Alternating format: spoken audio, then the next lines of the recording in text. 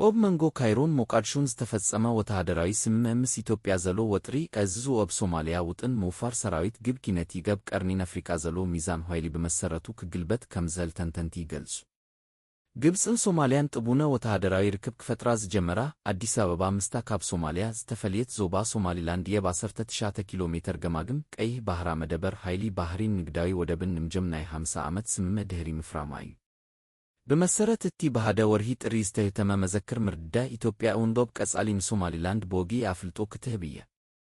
ግብፅን ኢትዮጵያን ለብ ዝሃለፉ 10 ዓመታት ብሰንኪ ህንጸት ግድብ ህዳሴ ኢትዮጵያ አብየ ግድብ ህዳሴ ኢትዮጵያ ገእርዕድ ግብፅ የሰቦ ትብሎ ግድብ ኤሌክትሪክ ሃይድሮኤሌክትሪክ ግብቱን ኢትዮጵያን ደብ ምትህልላይ ይርከቡ ወብ ትህቲው ህጅን ውስነት ማይዞ ከቢድ ህደጋም ግኑይ እቲ ፕሮጀክት ግድብ ፋይት አኮምፕሊ ኮይኑ ህንጸቱ ክዛዘም ቀሪቡ ፖሎ ድሮ ድማ ምፍራይ ኃይሊ ኤሌክትሪክ ይካየድ ቆሉ።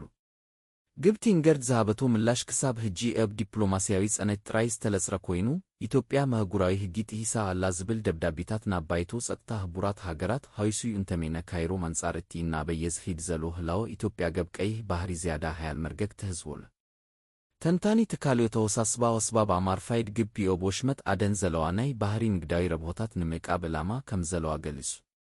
ኢትዮጵያ ምስ ሶማሊላንድ ዝገበረቶ ስምምዕ ተግባራዊ ብምግባር ናብ ወደብ ቀይሕ ባህሪ ክትወቱ እንተድሮ ረነባ አዲስ አበባ ዳግማይ ገብ ቀርኒን አፍሪቃ ናይ ባህሪ ወተሃደራዊ ኃይሊ ክትከውን ትሰልያ ኮ ክብል ፋይድ ሚድል ኢስት ወይ ገብ ዝሃቦ ሀበሬታ ገሊጹ። እዚ ብግዲዩ ንጸጥታ ግብ ክዝጎድእ ክሆን እዩ ምክንያቱ የብ ስትራቴጂካዊ ካናል ስዌዝ ንዝግበር ምምራሕ ባህሪ ጽልዋ ክህድር የልዩክ ለብ ሌሊ ሉላውነት መጥቃቲ ሶማሊያ ኢትዮጵያ ምስ ሶማሊላንድ ዝገበረቶ ስምምዕ አብ ልዕሊ ሉላውነታን ግዝያታዊ ሃድነታን መጥቃቲ እዩ ብምባል ብምበናን ምስ ኢትዮጵያ ወጥሪ ዘለወን ሃገራት ብፍላይ ምስ ግብፅን ኤርትራን ምህዝነት ክትገብር ደሪሃዋ። ግብቲ ድህሪቲ ስምምዕ ንመሬታዊ ሃድነት ሶማሊያ ዘለዋ ደገፍ ብምግላጽ ኦብ ወርሂ ሐምለን ኃይልታት ሶማሊያ በጽዋርን ስልጠናን ንምሃብ ስምምዕ ምክልፈል ብምፍራም ምስ ሞገዲሾ ዝያዳ ጥቡነ ወተሃደራዊ ርክብ ፈጥራ። ግብቲውን 10,000 ሰራዊት ናብ ሶማሊያ ክትሰድድ ሚዲና ዝፍለጥ ኮይኑ ፍርቁ ናብ አቃቢ ሰላም ህብረት መፍሪቃ ክስምበር እንከሎ እቲ ካለ ፍርቂ ድማ ምስ ሞቃዲሾ ብዝተገብረ ክልታዊ ስምምዕ ከዋፈር ምሊኑ ይፍለጥ። ኃይልታት ግብቲ ኦብ ወርሂ ጥሪ 2025 ተልግኦም ክጅምሩ መደብ ተታሂዙሎም ወሎ እዚ ድማ ነቲ ካብ ብሩንዲ፣ ጅቡቲ፣ ኢትዮጵያ፣ ኬንያን ኡጋንዳን ዝመጹ ወተሃደራት ዝሃፈፈ ናይ አፍሪቃ መሰጋገሪ ተልኒ ኦብ ሶማሊያ ወትሚስ ብምትካኦብ መወዳታ ማሙ ክዛዝም መደብ ተታሂዙሉ ቆሎ ናይ 2024 እዩ። የብ ምድረ ባህሪ እትርከብ ኢትዮጵያ ኤርትራ የብ 19 ይነስካ ብትግንጸል እንደኋር ንንግዳዊ ምብጻሕ ባህሪ የብ ገማግም ባህሪ ጅቡቲ ተጸጊያ።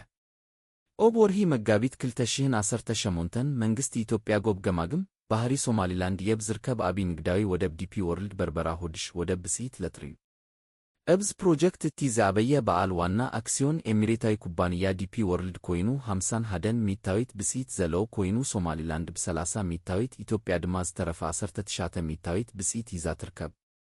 ስምምዕ ወደብ ምስተፈረመ ድህሪ ሃደ ወርሂ ቀዳማይ ሚኒስትር ኢትዮጵያ ዝቦኑ ረቢዕ አህመድ ምርግጋዝ ተበጻሕነት ኢትዮጵያ ናብ ባህሪ ስትራቴጂካዊ ቀዳምነት ምምህዳሩ ገይሮ ቆሉ። የብ 2009 አብይ ምስ ፈረንሳ ድህሪ ናጽነት ኤርትራ ተበታቲኑ ዝነበረ ኃይሊ ባህሪ ኢትዮጵያ ዳግማይ ንምህነስ ስምምዕ ፈረመ። ግብቲ ንሶማሊያ ዝሃበቶ ወተሃደራዊ ደገፍ ብፍላይ እቲ ቀዳማይ ሚኒስትር ሃገሩ ንዝሜነ ወተሃደራዊ መጥቃቲ ንምግጣም ድልውቲ ምቲና ዝሃቦ መግለኩታት ወብ ግምት ብምታው ምስ ኢትዮጵያ ወተሃደራዊ ምግጣም ክህሉ ከምዘል ግምታት ክገርብ ጸንሑ እዩ። ንኢትዮጵያ ክወር ዝሃሰበ ሰብ ሃንሳብ ጥራይ ዘይኮነስ 10 ጊዜ ክሃስብ ሃለው ምክንያቱ ኋደ አቢ ነገር ንህና ኢትዮጵያውያን ንፈልጦ ከመይ ነብስናን ከላህል እዩ ከክብል አብይ ገብ ዝሃለፈ ወርሂ ተዛሪቡ። አብላልነት ኢትዮጵያ መውዳ ብቨልህ ወገን ሶማሊላንድ ሮብ ሶማሊያ ኃይልታት ግብቲ ምህላውም ከም እትነጽግ ገሊጻት ማሊ ረቡዕ ሚኒስተር ጉዳያት ወጻኢ ኤሳ ካይድ እቲ ምውፋር ረብ ቀርኒን አፍሪቃን ዝፍጠር ናይ ውክልና ግጭታት ወበርክቶ ከም ዘለው ገሊጹ።